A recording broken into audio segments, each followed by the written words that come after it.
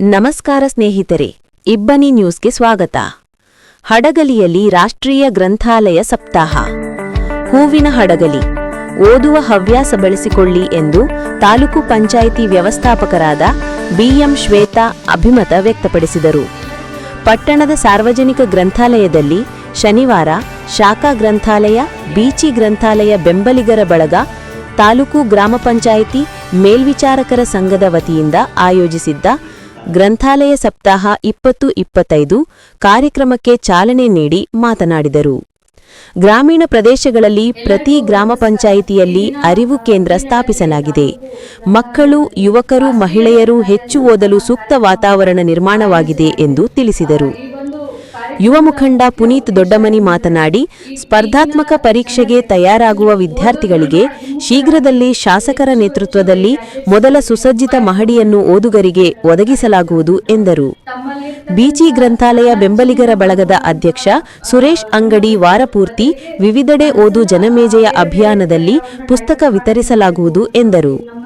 ಶಾಖಾ ಗ್ರಂಥಾಲಯಾಧಿಕಾರಿ ಬಿ ನಾರಾಯಣ್ ದಾಸ್, ಪತ್ರಕರ್ತ M Dayananda, Kuri Manjunatha, K Doddabasappa, Nagaraj Malkiyodeyar, KM Veeresh, Kotresh, B Murali, K Diana, Shantibai, ಗ್ರಂಥಾಲಯ ಸಿಬ್ಬಂದಿ, ಅಯ್ಯನಗೌಡ ಹಣ್ಣಿ, ಸೊಪ್ಪಿನ ಮೀನಾಕ್ಷಿ, ಗ್ರಂಥಾಲಯ ಓದುಗರು ಇತರರು ಇದ್ದರು.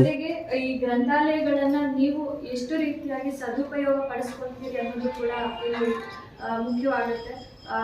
ಹೆಚ್ಚು ವಿದ್ಯಾರ್ಥಿಗಳು ನನಗೆ ಇಲ್ಲಿ ಕಾಣಿಸ್ತಾ ಇದ್ದೀರಿ. ಈ ಗ್ರಂಥಾಲಯಗಳನ್ನು ನೀವು ನಿಮ್ದು ಒಂದು ಏನು ಗುರಿಯನ್ನು ಇಟ್ಕೊಂಡಿರ್ತೀರಿ, ಏನು ಸಾಧನೆ ಮಾಡಬೇಕಂತಿರ್ತೀರಿ? ಶ್ವೇತಾ ಮೇಡಮ್ ಅವರು, ಪುನೀತು, ಆಮೇಲೆ ಅಜಯ್ ಹುಸೇನ್ ಅವರು ಈ ಗ್ರಂಥಾಲಯ ಸಪ್ತಾಹದ ಅಂಗವಾಗಿ ಎಲ್ಲ ವಿಷಯಗಳನ್ನು ವಿವರವಾಗಿ ಹೇಳಿದ್ದಾರೆ. ಸಪ್ತಾಹದ ಹಿನ್ನೆಲೆಯಲ್ಲಿ ನಾವು ಇವತ್ತು ಈ ಕಾರ್ಯಕ್ರಮನ ಇಲ್ಲಿ ಆಯೋಜನೆ ಮಾಡಿದ್ದೇವೆ.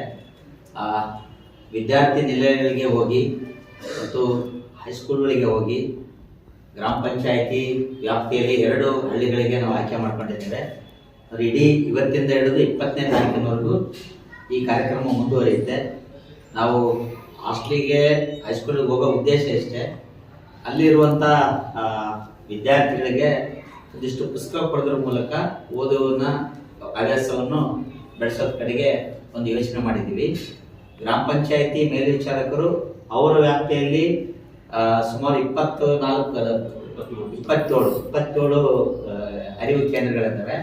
ವಿ ಆರ್ ಸೆಲೆಕ್ಟೆಡ್ ಟು ಒಂದು ನಂದಳ್ಳಿ, ಸೋಗಿ ಆ ಭಾಗದಲ್ಲಿ ಒಂದು 2 ಕಡೆ ಒಂದು 2 ಕಡೆಗೆ ಅಲ್ಲಿ ಪ್ರೋಗ್ರಾಮ್ ಮಾಡ್ತೀವಿ. ಮತ್ತು ಶಾಲೆ ಕಾಲೇಜು ಅಂತ ನಾನು ಹೇಳಿದೆ. ಇದರಲ್ಲಿ 20ನೇ ತಾರೀಕು ಇದೇ ಗ್ರಂಥಾಲಯದಲ್ಲಿ ಸಂಜೆ ಸಮಾರೋಪ ಕಾರ್ಯಕ್ರಮವನ್ನು ಆಯೋಜನೆ ಮಾಡ್ತೇವೆ. ಅವತ್ತು